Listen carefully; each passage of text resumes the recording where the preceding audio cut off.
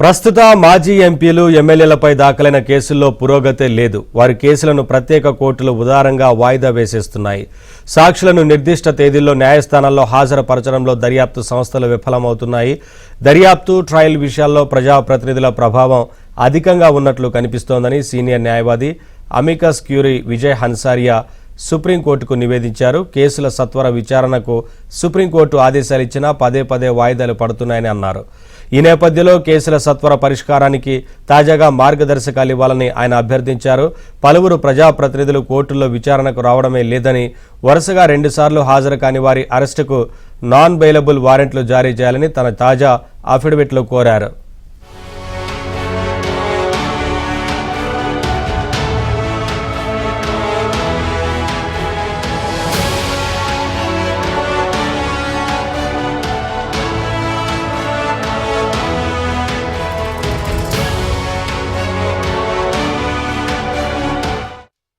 మూడేళ్లకు పైగా పెండింగ్లో ఉన్న ఎంపీలు ఎమ్మెల్యేల కేసులను ప్రత్యేక కోర్టులు రోజువారీ విచారించేలా ఆదేశాలు ఇవ్వాలని, ఆ కేసుల ట్రయల్ పూర్తయ్యేదాకా ఆ కోర్టులకు ఇతర రెగ్యులర్ కేసుల బాధ్యతలు అప్పగించకుండా చూడాలని సూచించారు.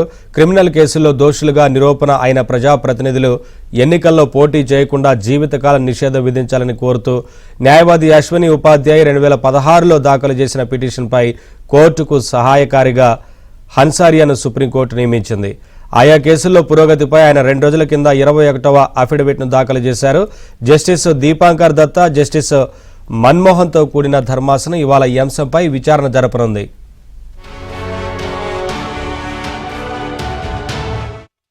దేశవ్యాప్తంగా ప్రస్తుత మాజీ ప్రజాప్రతినిధులపై 4732 క్రిమినల్ కేసులు పెండింగ్లో ఉన్నాయని హన్సారియా పేర్కొన్నారు. ఇందులో 892 కేసులు ఒక్క 2024లోనే నమోదయ్యాయని తెలిపారు. అయితే ప్రజాస్వామిక సంస్కరణల సంఘం రిపోర్టును ప్రస్తావిస్తూ ప్రస్తుత లోక్సభలోని 543 మంది ఎంపీల్లో 170 మందిపై 5 ఏళ్లు అంతకు మించి శిక్ష పడే అవకాశం ఉన్న తీవ్ర నేరాభియోగాలు నమోదైనట్లు తెలిపారు. మాజీ సీఎం జగన్ సహా పలువురు ప్రజాప్రతినిధులపై హైకోర్టులో 319 కేసులు పెండింగ్లో ఉన్నాయి. 2023 నవంబర్ 24 నుంచి ప్రజాప్రతినిధులపై దాఖలు చేసిన కేసులకు సంబంధించి నాంపల్లి సిబిఐ కోర్టులో డిశ్చార్జ్ పిటిషన్లు పెండింగ్లో ఉన్నాయని, అప్పటి నుంచి వాటిపై ఏ తీర్పు వెలువరించలేదని హైకోర్టు గత జూన్ 4న పేర్కొందని హన్సారియా తెలిపారు.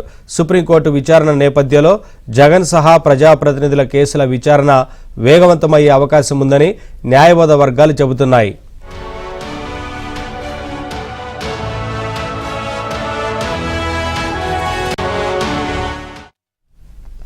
తమపై కేసుల దర్యాప్తు లేదా ట్రయల్పై చట్టసభల సభ్యుల పలుకుబడి ప్రభావం ఉంది. ట్రయల్ పూర్తవడాన్ని అనుమతించడం లేదని సుప్రీంకోర్టు ఎప్పటికప్పుడు ఆదేశాలు ఇస్తున్నా హైకోర్టులు పర్యవేక్షిస్తున్నా ఎంపీలు ఎమ్మెల్యేలపై పెద్ద సంఖ్యలో కేసులు పెండింగ్లో ఉన్నాయి. ఇది దేశ ప్రజాస్వామ్యానికే మచ్చని, ప్రజాప్రతినిధుల కేసులను విచారించే ప్రత్యేక కోర్టులకు ఇతర రెగ్యులర్ కేసుల విచారణ బాధ్యతలు అప్పగిస్తున్నారు.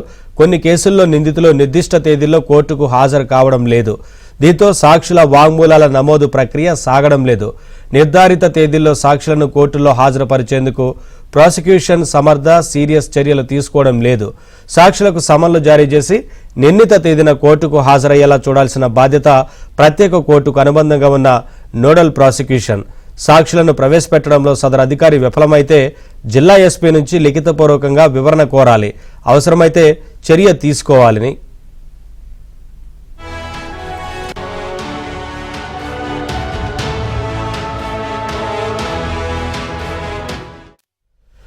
అరుదైన అనివార్య కేసులో తప్ప ట్రయల్ కోర్టులు ఈ కేసుల విచారణను వాయిదా వేయరాదని ఆదేశాలు ఇచ్చినా సదరు ప్రత్యేక కోర్టులు ఉదారంగా వాయిదాలు మంజూరు చేస్తున్నాయి. సుమోటో రిట్ పిటిషన్లలో వివిధ హైకోర్టులు ఉత్తర్వులు జారీ చేసిన కేసుల ట్రయల్లో చెప్పుకోదగిన పురోగతి లేదు. ఈ నేపథ్యంలో ప్రజాప్రతినిధుల కేసులను వేగవంతంగా పరిష్కరించేందుకు సుప్రీంకోర్టు తదుపరి ఆదేశాలు ఇవ్వాల్సిన అవసరం ఉంది. రాజ్యాంగం వాక్ స్వాతంత్ర్యం, భావ వ్యక్తీకరణను ప్రసాదించింది. సమాచార హక్కు వాటిలో భాగం. చట్టసభల సభ్యులపై కేసుల విచారణ పురోగతి గురించి తెలుసుకునే హక్కు పౌరులకు ఉంది. హైకోర్టు వెబ్సైట్లో శాశ్వత ట్యాబ్ ఉంటేనే మొత్తం సమాచారం సేకరించడానికి అవకాశం ఉంటుంది. చట్టసభల సభ్యుల నేర చరిత్ర, అలాగే ట్రయల్ పురోగతి, జాప్యానికి కారణాలు కూడా తెలుసుకునే హక్కు ప్రజలకు ఉంది. ఈ వివరాలు హైకోర్టు వెబ్సైట్లలో లేవు. ఏ సైట్లోనూ ప్రజాప్రతినిధుల కేసులను విచారించే ప్రత్యేక కోర్టుల ఆదేశాలను అప్లోడ్ చేయలేదు. ఈ కేసుల విచారణ పురోగతిని హైకోర్టులు నెలవారీగా సమీక్షించాలి.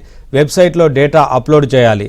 జాతీయ జ్యుడిషియల్ డేటా గ్రిడ్ మాదిరిగా ఒక వెబ్సైట్ను రూపొందించాలి.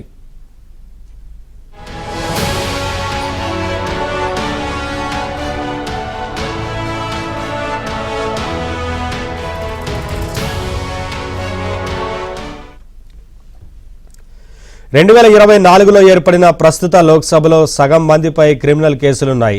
251 మంది ఎంపీలపై క్రిమినల్ కేసులు ఉండగా వాటిలో తీవ్ర నేరాభియోగాలు ఎదుర్కొంటున్న వారు 170 మంది ఉన్నారు. ఉత్తరప్రదేశ్లోని 80 మంది ఎంపీల్లో 40 మందిపై క్రిమినల్ కేసులు ఉండగా వారిలో 34 మందిపై తీవ్ర అభియోగాలున్నాయి. అలాగే మహారాష్ట్రలో 24 మంది ఎంపీలపై, పశ్చిమ బెంగాల్లో 22 మంది, బీహార్లో 21 మంది, తమిళనాడులో 26 మందిపై క్రిమినల్ కేసులు ఉన్నాయి.